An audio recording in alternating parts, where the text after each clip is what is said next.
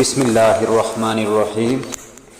معزز ناظرین السلام علیکم، میں ہوں سید شبیر شاہ چشتی، آپ کو خوش آمدید کہتا ہوں یوٹیوب چینل داستان مسلم پہ۔ ناظرین، آج میں آپ کے سامنے لے کر آیا ہوں مسلمان اور مسلم قوم کا زوال۔ ناظرین، یورپ بلا شبہ دنیاوی ترقی میں ہر روز نئی ایجادات کر کے پوری دنیا پر اپنے علم و فن کی دھاک بٹھائے ہوئے ہے، اور مسلمان علم جس کی میراث تھی، آج زندگی کے ہر معاملے میں اہل مغرب کے محتاج ہیں۔ مگر ایک وقت تھا جب یورپ پوری تاریکی میں ڈوبا ہوا تھا، اور مسلمان نہ صرف علم و فن میں یورپ سے آگے تھے، بلکہ جب یورپ تاریکی کے اندھیرے میں ڈوبا ہوا تھا تو اس وقت مسلمان علم سائنس کے میدانوں میں تہلکہ مچا رہے تھے۔ مگر افسوس، صد افسوس، پھر وقت پلٹا اور ہم سے ہماری سائنس، ہمارا علم، ہماری ترقی کے راز سب کچھ لے گیا۔ ہمیں بدلے میں ہمیں فیشن نامی لفظ کے ساتھ بے ہودگی دے گیا، ہمیں ماڈرن بنانے کے نام پر بے حیائی دے گیا۔ ہم نے مغرب کی دی ہوئی ہر اس چیز کا استعمال کیا جس سے ہم بری طرح تباہ ہو سکتے ہیں۔ ہم نے عیاشی کو کامیاب زندگی سمجھنا شروع کیا۔ اہل مغرب چاند پہ جا رہے تھے، ہم فرقہ پرستی پر بحث کر رہے تھے۔ وہ ترقی کر رہے تھے، ہم 1450 سال پہلے نبی اکرم صلی اللہ علیہ وسلم کے صحابہ کے مسلمان ہونے نہ ہونے پر بحث کر رہے تھے۔ حیرت کی بات یہ ہے کہ انہوں نے قرآن پاک کو لیبارٹری کا حصہ بنا لیا، اور ہم نے اچھے قیمتی غلاف پہنا کر قرآن پاک کو الماری کی زینت بنا لیا۔ دانشمند سمجھتے ہیں کہ آئندہ جنگ میدان جنگ میں نہیں لڑی جائے گی بلکہ کلاس روم میں لڑی جائے گی۔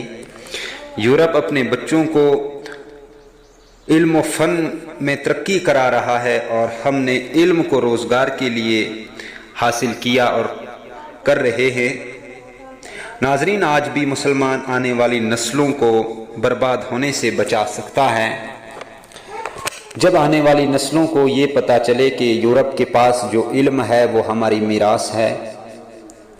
ناظرین، مسلمان کم و بیش 1000 سال تک دنیا کی ایک بڑی طاقت رہے ہیں۔ علم و حکمت، تدبیر و سیاست اور دولت و حشمت میں کوئی قوم ان کا مقابلہ نہیں کر سکتی تھی۔ مسلمان پوری دنیا پر حکومت کر رہے تھے۔ یہ بادشاہی خدا نے مسلمانوں کو دی تھی اور خدا ہی نے چھین لی۔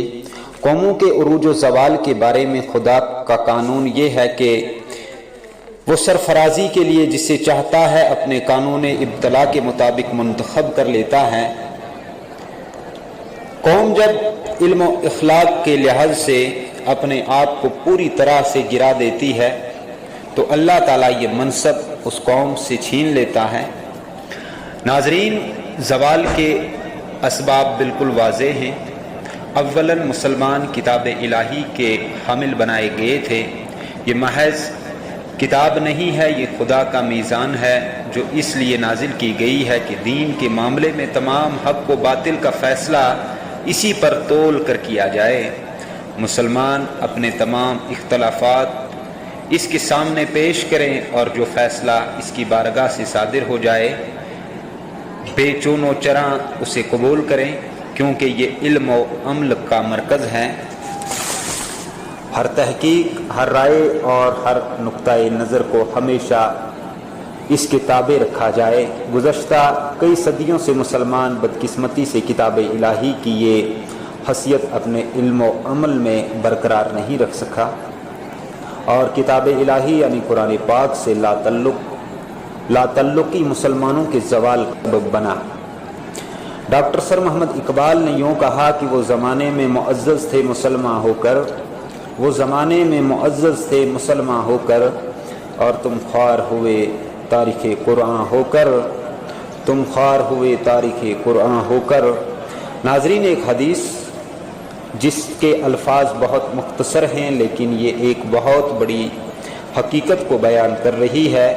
हज़रत उमर फ़ारूक रज़ियल्लाहु ताला अन्हु से मरवी है कि रसूलुल्लाह सल्लल्लाहु अलैहि वसल्लम ने फरमाया, अल्लाह ताला इस किताब यानी कुरान मुक़द्दस की बदौलत कौमों को उठाएगा, उरूज बख्शेगा, उन्हें उस दुनिया में बुलंदी से सरफराज फरमाएगा और इसी किताब को छोड़ने के बाइस कौमों को ज़लील व ख़वार करेगा।